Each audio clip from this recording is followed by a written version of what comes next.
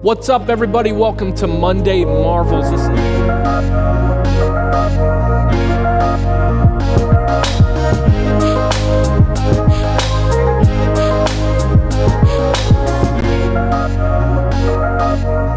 What's up, everybody? Welcome to Monday Marvels. This is Marvel number 96, God Pulled Me Out of Part 9.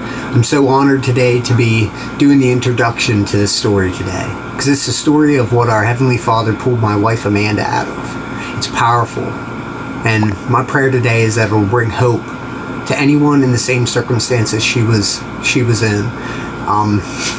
And it's also an honor because I know if it wasn't for God pulling her out of everything He has pulled her out of, I could not be sitting here having the honor to introduce you all to my beautiful wife Amanda. Be blessed, everyone. Hi everybody, I'm Amanda, and I want to share with you today about how God pulled me out of drinking and smoking. I had my first drink when I was maybe 11 or 12, and I probably had my first cigarette around the same age. And in all honesty, I just wanted to do it to fit in. Both times I was hanging out with groups of older people, and they were doing it, and I wanted them to like me. So when they offered, I said yes. The first cigarette I smoked, I don't even think I inhaled and coughed the whole time, and of course they knew, but I tried to play it off like I'd done this a million times before. The first time I drank, I liked it. I liked it a lot. The person that was shy and afraid and timid, she was gone. And I was now bold and confident and funny and all of the things that I admired in all of these other people. I could be that whenever I was drinking. And it started a tumultuous relationship at best. As I was a teenager, I didn't have a lot of opportunities to drink. We would get into our friends' parents' liquor cabinets, or if there was a party, we could go. I got pregnant when I was 16. So that kind of removed a lot of the opportunities, thank God, that a lot of people face when they're a little bit older in their teenage years. I didn't, because I had a child. My drinking didn't really escalate until I was about 18 or 19. I was with my boyfriend, who became my husband and later ex-husband.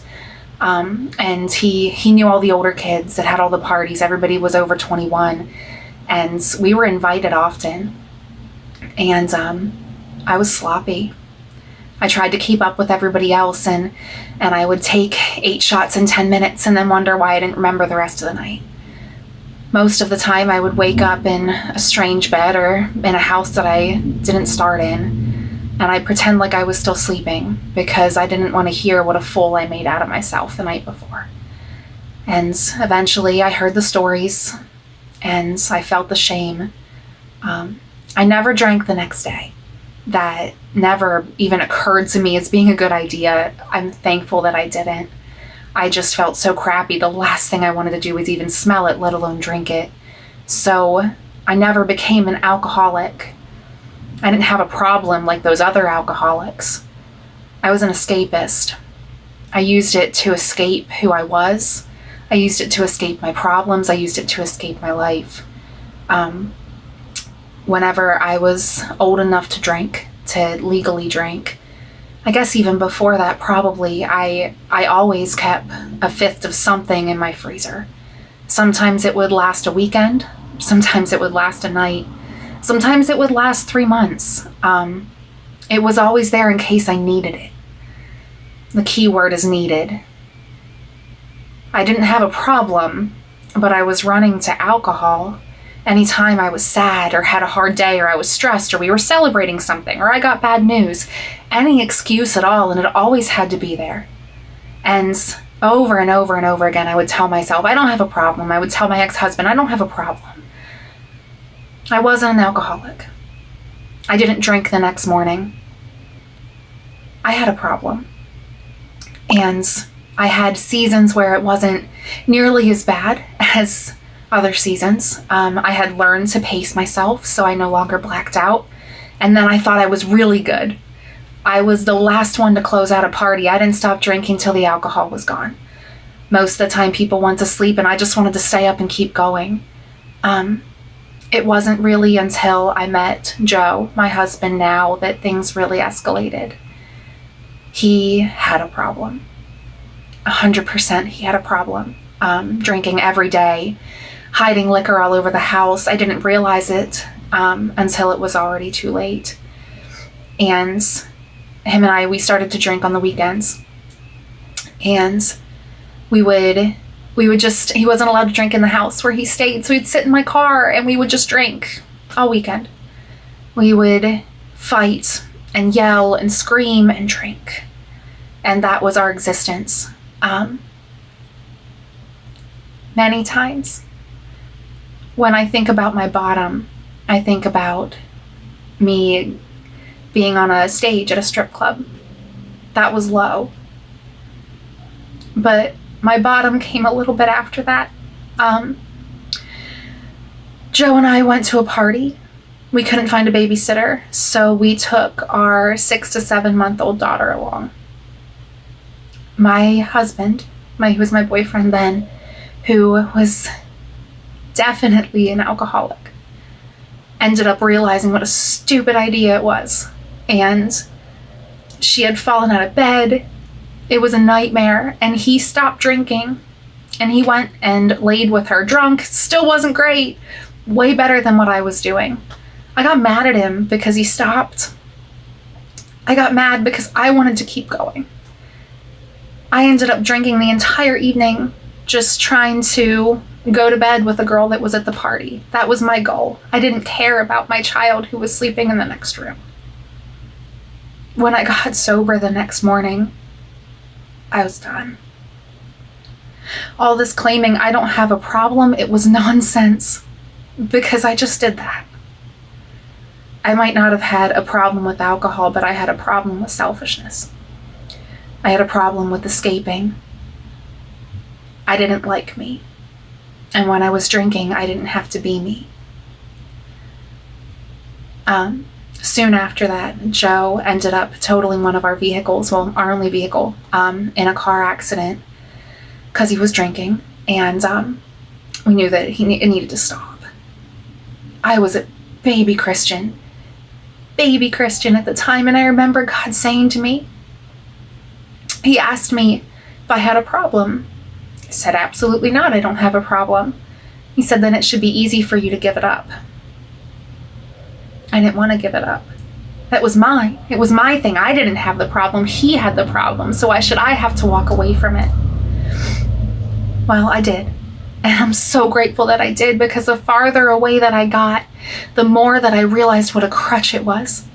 I was relying on alcohol when I should have been relying on God. Alcohol was my rock, my salvation. It was my shield. It was the thing that lifted my head up when God was supposed to be all of those things. So while I was drinking the entire time, and for years afterwards, I was a smoker. And I enjoyed it. I did. I liked smoking. I liked most of the parts of it. I really liked being thin because of it. And after I came to Jesus, my excuse was, when God convicts me, then I'll stop. Well, God convicted me. I had been walking with him for a while, a couple years. And the funny thing was, it wasn't a problem in the beginning. I would be chain smoking on my porch, reading my Bible, and it was okay. And then one day it wasn't. I started to feel that tinge of conviction. I'm like, oh no, not this. But it was the day before I got baptized. I was getting rebaptized with my family in the river. It was in August 2017. And I'm driving up the highway, and I hear God say to my heart, he says, put your money where your mouth is. And I knew exactly what he meant. He meant, you have told everyone when I convicted you, you will quit smoking. I am convicting you. It is now time to quit smoking. I was terrified, horrified. I knew I had tried before. I knew how hard it was and how much it sucked. But my God said. So I smoked my last cigarette before I was baptized. And I came out of the water a non-smoker. And I didn't look back. I thought about looking back many times. It was hard. If I knew now, or if I knew then what I know now about who God is, I think it probably would have been a lot easier. but I did it. I pushed through. I wasn't going to ruin the testimony that God wrote. It was beautiful. So yesterday I celebrated 4 years free from cigarettes, and I am so grateful. God showed me so many things after that. There was so much that it was hindering, not just my health or the way that I smelled, which was horrible. If I was in your house when I was a smoker, I apologize. Gross. You don't realize it till you quit. But yeah, God showed me all of the ways that it was holding me back. It was holding me back from my family. It was holding me back from serving in the church. It was holding me back in so many ways. And now that he's freed me, I just want to scream it from the mountaintops that we don't have to stay bound. You don't have to stay bound to alcohol. You don't have to stay bound to cigarettes, even if you don't have a problem. If you're using it as a crutch, you do.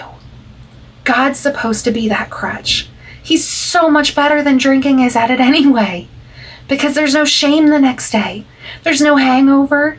There's no headache. There's just peace. That's what I found through all of this, is peace. And I realized that I was looking for it in all of the wrong places. I don't hate me anymore. I don't mind me at all. I don't mind the silence. I don't mind the quiet. And when I get stressed or frustrated or angry, I go to God instead of going to a substance, because he's the one that can help me through it all. So thank you for taking time to listen to my story. Hey guys, I want to thank you so much for checking out the video today. Man, it is such an encouragement reading your comments, seeing the likes, and just the interaction and connection that we're having through the Marvel videos. So you guys are blessing me. So continue to do that. Comment, like, share, and let's keep spreading the good news of Jesus Christ and make an impact in our world for good. Come on, bless you guys. Take care.